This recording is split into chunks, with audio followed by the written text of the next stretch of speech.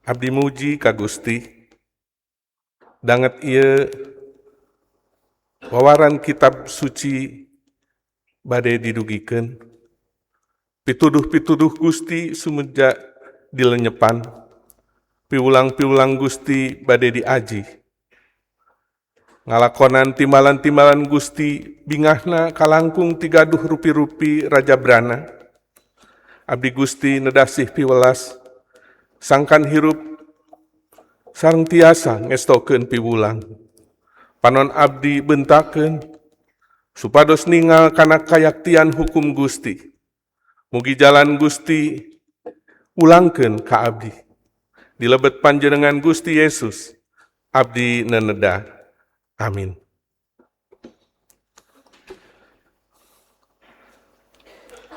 Para saderek sasarengan sareng dulur-dulur dina bulan budaya Sunda klasis priangan, urang baris ngalenyepan jejer anu tadi tos kakuping ku sadayana katenggar tuluy kawangun.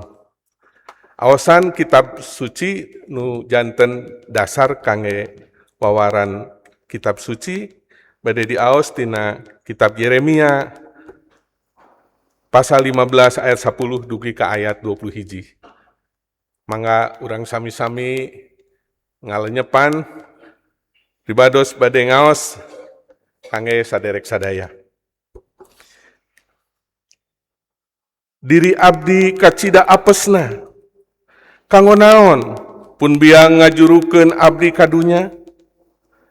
Di ieu tanah abdi dugi ka kedah cekcok sareng pacental-cental sareng unggal jalmi. Abdi tara ngahutangkeun artos, ngahutang ge tara, nanging pada nyumpahan ku unggal-unggal jalmi. Nuhun Pangeran, upami leres abdi ngabdi ka Gusti teh henteu saregep. Sareng upami leres abdi henteu ngabela perkara musuh dipayuneun abdi, waktos maranehna kenging bahala sareng kasesat. Mugi eta panyapa jalmi-jalmi teh sing teurak ka abdi. Saurang ge moal aya anu tiasa minggeskeun besi, komo besi titatar kaler anu dicampur ku parunggu. Timbalan Pangeran kakula, kami rek nitah musuh sinang ngujal harta banda jeung kakayaan umat kami. Jadi hukuman kutina dosana nu dipigawe di sakuliah ieu tanah. Jelema-jelema rek disinajara di badega musuh-musuhna di hiji tanah anu kumaranehna can kanyahoan kaayaanana. Sabab amarah kami ngagugudag lirseuna sina ngahuru kamaranehna salalawasna. Pitunjuk kula nun Pangeran Gusti langkung uninga, mugi emut ka abdi. Tulungan abdi, abdi hayang ngabales ka jalma-jalma anu niat nyelakakeun. Ulah disabaran eta teh ku Gusti. Sangkan ulah kantos hasil maksudna maehan ka abdi. Sing emut abdi dugi ka dihina kieu teh kumargi ngemban pangersa Gusti. Gusti maparin timbalan ka abdi, tiap kecap ku abdi diregepkeun. Nun Pangeran Allah nu maha kawasa, diri abdi kagungan Gusti. Kitu anu mawi hate abdi dieusi ku dawuhan-dawuhan Gusti teh. Ngaraos bingah sareng bagja. Abdi tara pangangguran, ruang riung, senang-senang, sempal guyon sareng nu sanes. Kumargi tumut kana timbalan, hirup teh mencil nyorangan, jadi purah nadahan bendu. Kunaon abdi teh mung sangsara bae, kunaon raheut abdi henteu tiasa diubaran, henteu cager-cager. Kutan Gusti teh bade nguciwahkeun ka abdi, sapertos walungan anu saat dina usum katiga. Pangeran ngawaler, lamun maneh hayang balik, ku kami tangtu dibalikeun deui. jadi deui abdi kami. Lamun maneh teu nguar-nguar deui omong kosong, sabalikna anggur nguarkeun amanat anu eusina muneh. Tangtu dijadikeun deui nabi kami. Eta jalma-jalma tangtu daratang deui ka maneh. Jadi maneh teu perlu ngadatangan. Pikeun yang hareupan maranehna maneh ku kami rek dijadikeun lir ku tatambaga anu wedel. Maranehna tangtu nempuh, tapi ka maraneh moal aya nu kuat ngelehkeun. Tangtu maneh disarengan ku kami, diraksa sangkan salamet. Tangtu ku kami diluputkeun tina kakawasaan jelema-jelema anu nyajarahatnya tarelenges. Kitu timbalan kami, Pangeran. Bagja sakur jalma nu ngadangukeun pangandika Pangeran tur miara dina hirupna. Haleluya.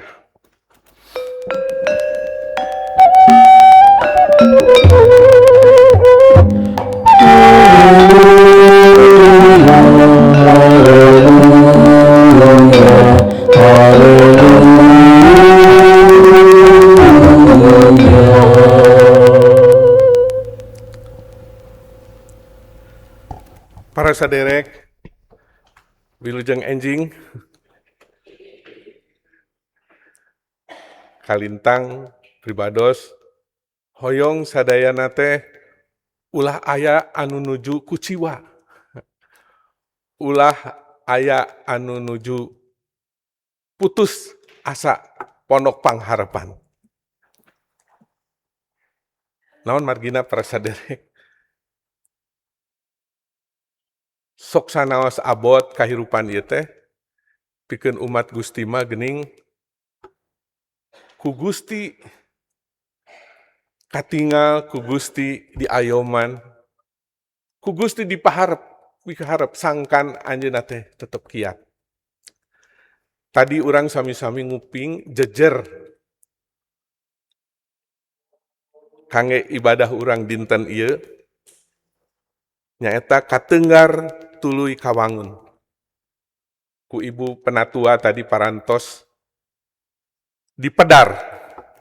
Jejer ieu teh mangrupi tarjamah tina ungkara atanapi ungkapan terbentur lalu terbentuk kalimah anu diucapkeun ku salah sawios tokoh pejuang nasional nyaeta Tan Malaka.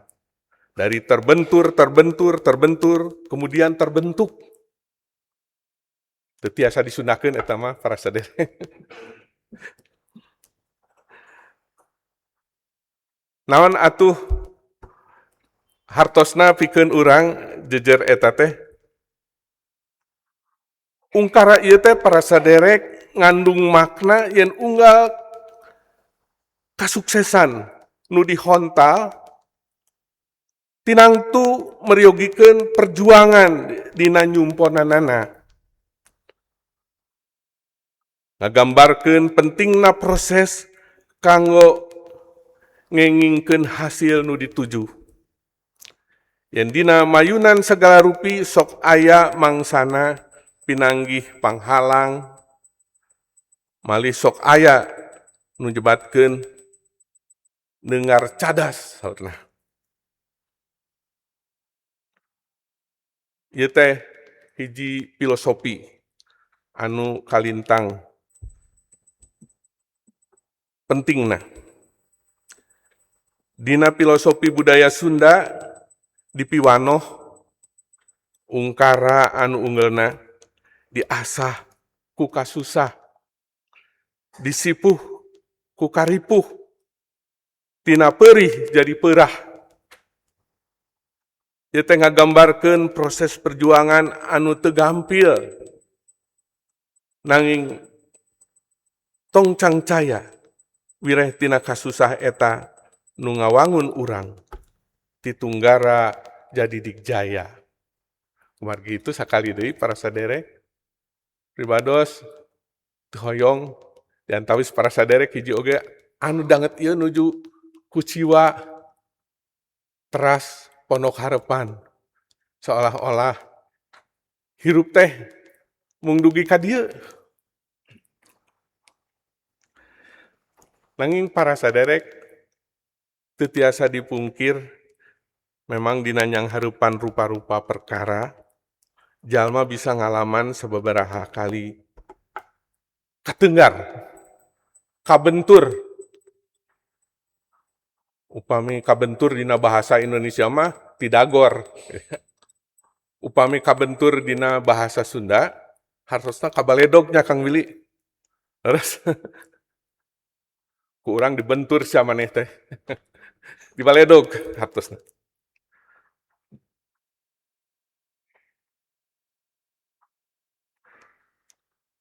Janten dina kahirupan kiwari anu sagalana hayang serba insan, mindeng pisan kagagalan anu munggaran, kagagalan anu kakara dipanggihan, dijadikeun patokan pikeun nyerah kana kaayaan. Seueur jalmi anu nembe oge mendak kasusah sakedik tos hoyong mundur dina sagala rupi perjuanganana. Padahal salerusna ngaliwatan ungkara anu tadi ku urang kakuping.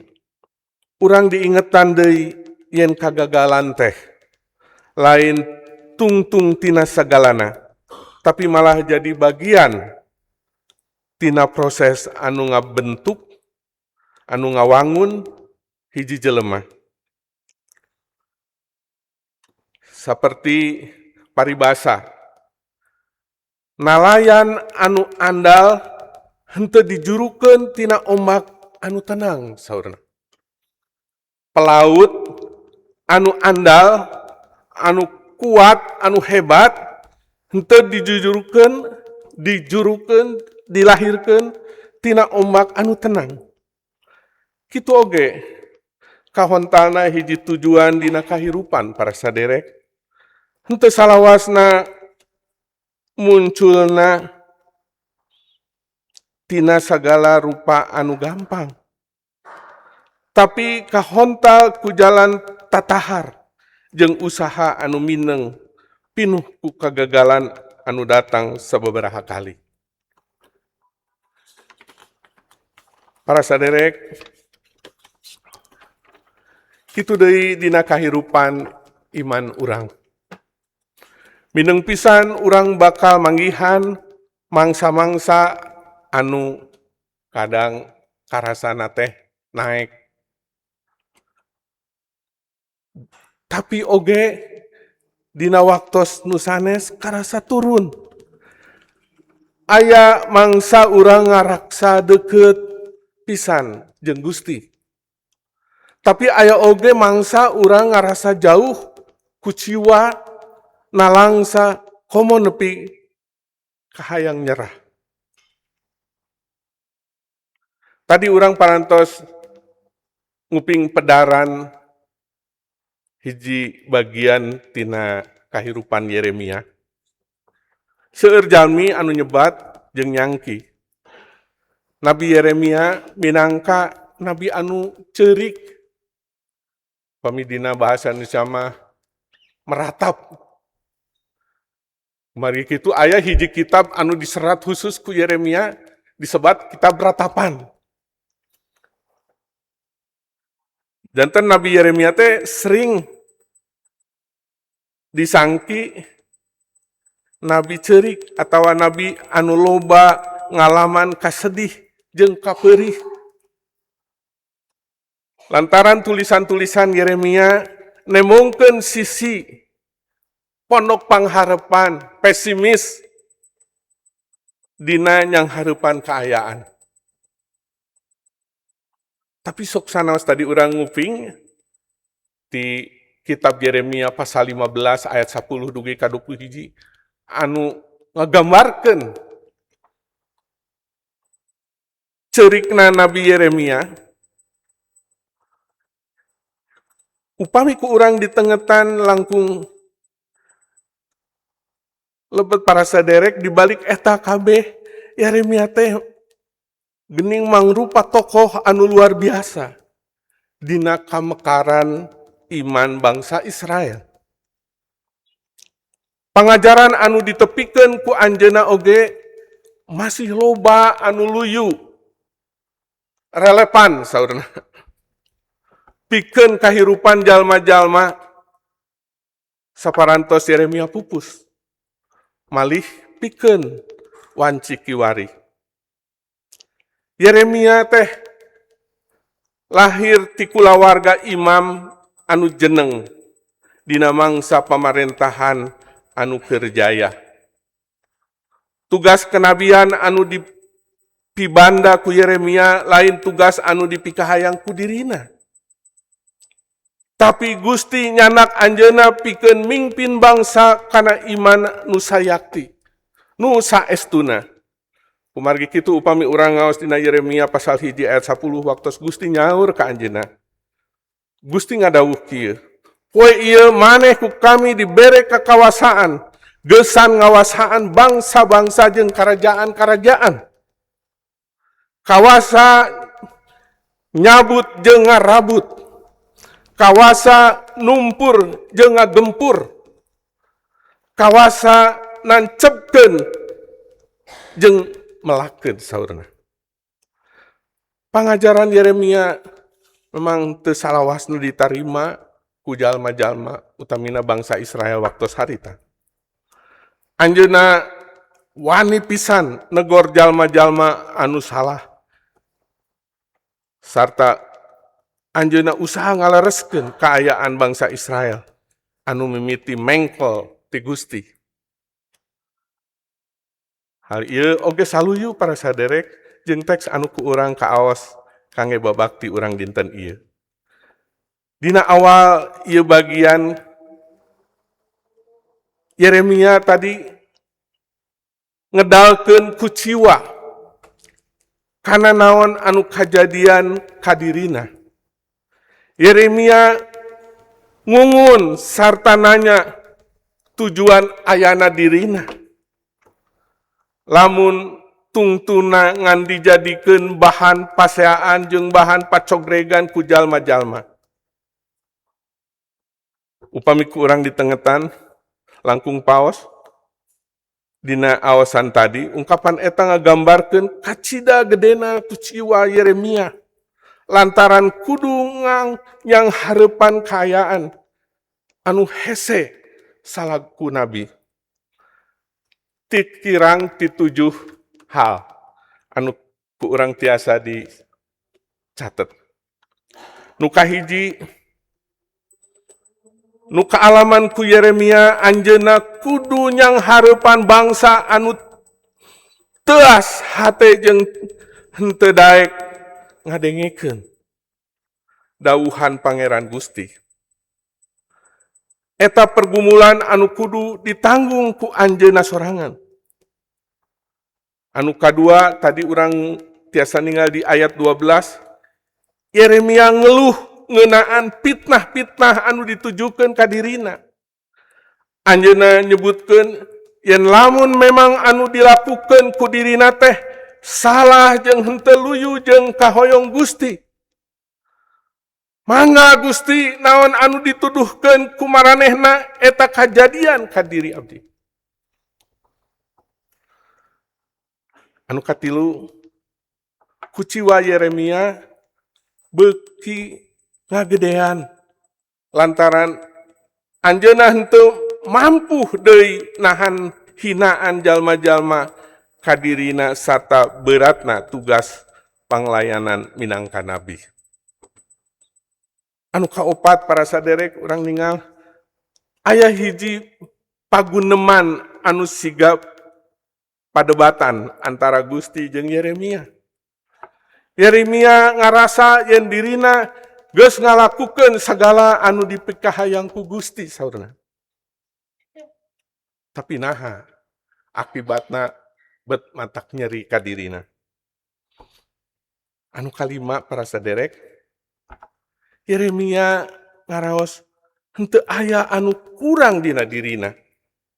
tapi anu ditarima malah sikap jalma-jalma anu ngajauhan dirina. Tangtos abotnya para sederek, urang teh ngarasa teu boga salah, urang teh teu kunaon, sok komo urang nganyeri jalma sanes, tapi jelma-jelma teh ngajarauhan. Jalma-jalma teh siga ngewa pisan ka urang.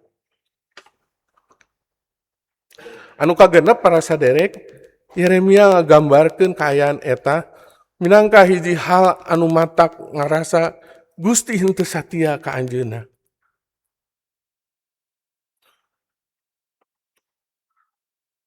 Kantos urang ngarasa seolah-olah Gusti teh teu marhatoskeun urang.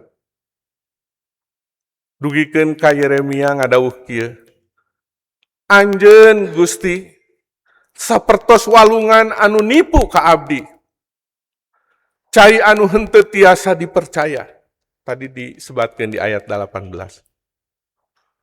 Di dieu kuciwa Yeremia bade nembongkeun sisi kamanusaan anu lemah sarta rempo dina nyanghareupan kasusah. Nanging urang satrasna ninggal dina kitab anu diserat ku Yeremia. Gusti geuning ngawaler ka Yeremia. Dina poe ieu kami ngajadikeun maneh jadi kota anu dibentengan. Jadi tihang besi jeung jadi tembok tambaga ngalawan sakumna ieu nagri. Dina kaayaan Yeremia nu parantos rempo, susah, tegaduh kakiatan, Gusti geuning ngadawuh anu sakitu ngajangjikeunana.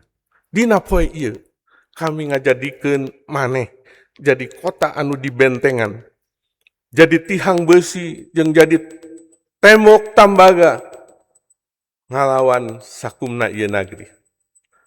Para saderek kecap janji Gusti dina awal panglayanan eta. Ku Yeremia dina waktos eta karasa teu luyu jeung kaayaan anu keur disanghareupan ku Yeremia. Sagala rupa geus dilakukeun pikeun ngalaksanakeun panyaur Gusti ceuk anjeunna. Tapi ceuk pamikiranna kabeh eta teh siga eueuh hasilna. Tapi kali deui waleran Gusti ka Yeremia. Kaciwa Yeremia teh lain ku cara nuturkeun ukuran atawa kahayang Yeremia. Gusti mali ngajak Yeremia balik deui ka anjeunna. Gusti nguatkeun Yeremia pikeun ngukuhkeun deui panyaur anu geus ditampi. Gusti oge mere deui janji yen anjeunna bakal terus nguatkeun Yeremia sarta Gusti oge baris nyalametkeun anjeunna tina musuhna.